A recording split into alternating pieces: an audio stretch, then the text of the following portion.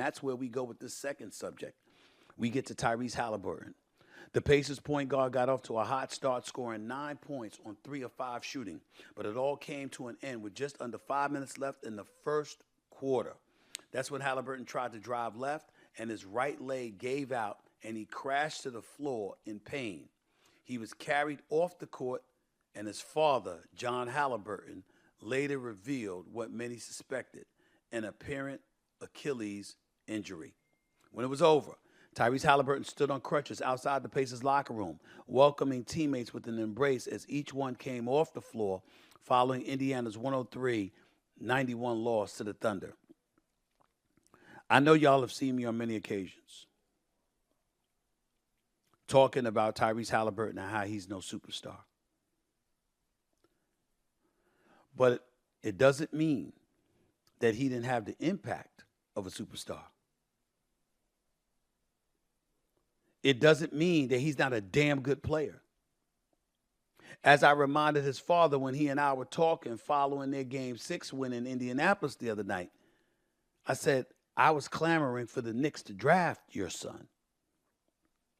And in fairness, his father was a class act, very pleasant to talk to in the whole bit. And to see him crying last night was not a good sight to see.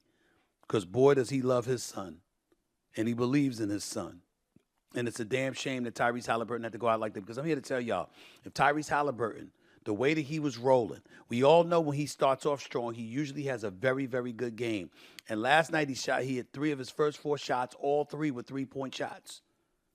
And when you look at what he brought to the table, I mean, the Pacers looked like they were going to have OKC in some trouble because we all know that OKC's weakness is their half-court offense, and sometimes it goes a bit stale, and they engage in iso ball by getting the ball to Shai Gilgeous-Alexander to come and rescue the day. And we know, listen, that might not have been enough.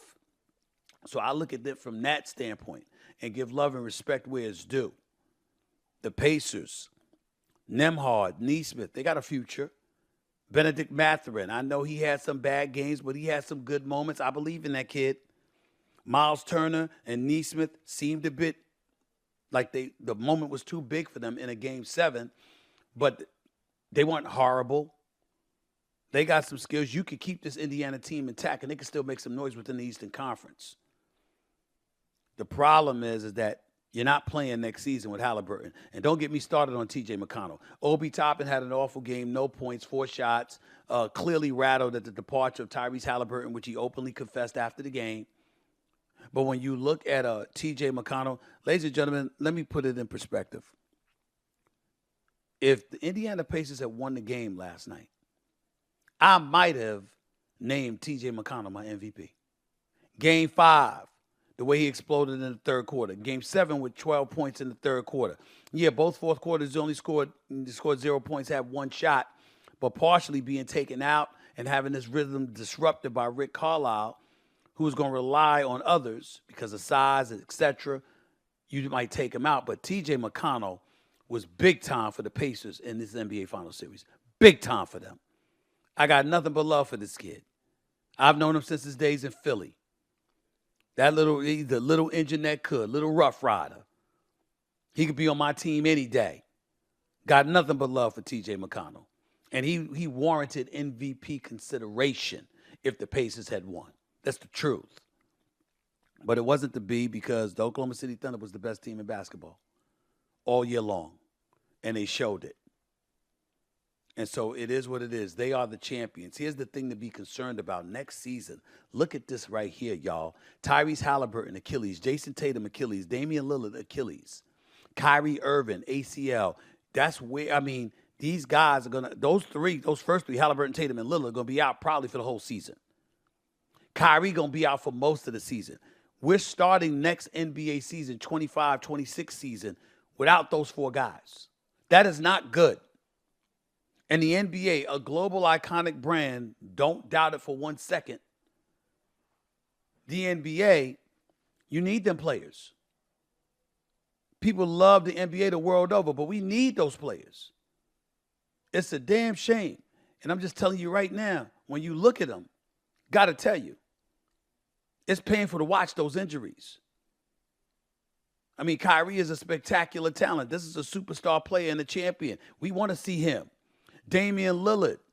We know what a closer he is. We want to see him. Jason Tatum is a champion at the 27-point per game scorer who's made an All-NBA team the last 4 years. We want to see him. And all three of them are out. Them and Haliburton are out for most, if not all, of next season.